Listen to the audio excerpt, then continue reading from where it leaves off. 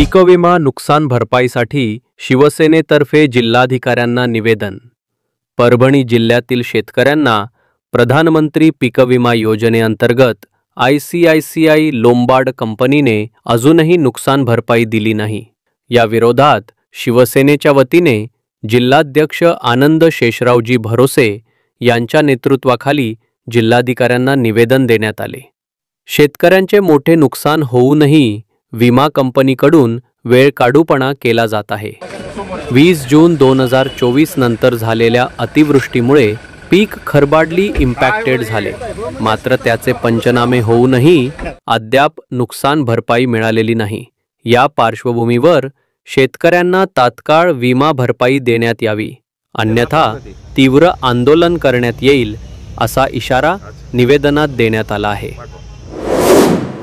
शेतकऱ्यांचा जिव्हाळ्याचा प्रश्न पीक विम्याचा जो आहे त्या अनुषंगानं आज परभणी विधानसभा मतदारसंघातील आम्ही सर्वजण शिवसेनेतर्फे ICICI लोंबार्ड कंपनीच्या या गलथान कारभाराच्या अनुषंगानं आम्ही निवेदन या ठिकाणी दिलेलं आहे। गेल्या वर्षी 1 सप्टेंबर ते 2 सप्टेंबरच्या दरम्यान अतिवृष्टी झाली आणि त्या अतिवृष्टीच्या अनुषंगानं त्या ठिकाणी पीक वाहून गेलं आणि मोठ्या प्रमाणावर नुकसान झालं। त्या अनुषंगानं या ठिकाणी जास्तीत जास्त विमा या ठिकाणी मिळावा।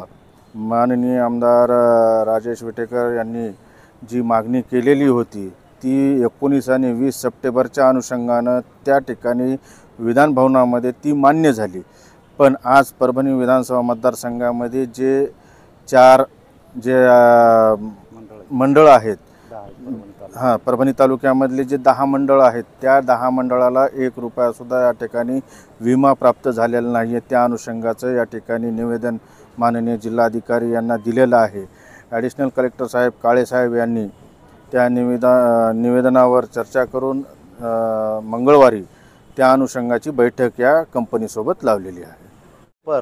अधिकारी काळे साहेब यांना आपल्या परभणी तालुक्यातील जे जास्तीत जास्त 1 ते 3 सप्टेंबरमध्ये ज्या शेतकऱ्यांनी तक्रारी केलेल्या आहेत ते शेतकरी विम्यापासून वंचित आहेत आणि ज्या 19 ऑक्टोबर 19/10 ते 20/10 ह्याच फक्त तक्रारी त्यांनी ग्राह्य धरल्यात आणि तहसीलदार साहेबाच्या पंचनाम्यानुसार, कृषी विभागाच्या पंचनाम्यानुसार आणि जे आपल्या याच्या म्हणजे मंडळामध्ये जे प्रजनन केंद्र त्यांनी बसवले आहेत त्यांच्यानुसार 1 सप्टेंबर ते 3 सप्टेंबर या काळात जास्त पाऊस आहे आणि त्या तक्रारी विमा कंपनीने ग्राह्य धरावं म्हणून आम्ही जिल्हा प्रमुख आनंद भाऊ यांच्या मार्गदर्शनाखाली हे निवेदन देण्यात आलं आहे आणि त्या संदर्भात जिल्हाधिकारी साहेबांनी सांगितलं की ह्या 1 ते 2 दिवसामध्ये त्यांची आपण मीटिंग लावू आणि जे शेतकऱ्यांना न्याय मिळावा यासाठी प्रयत्न करू।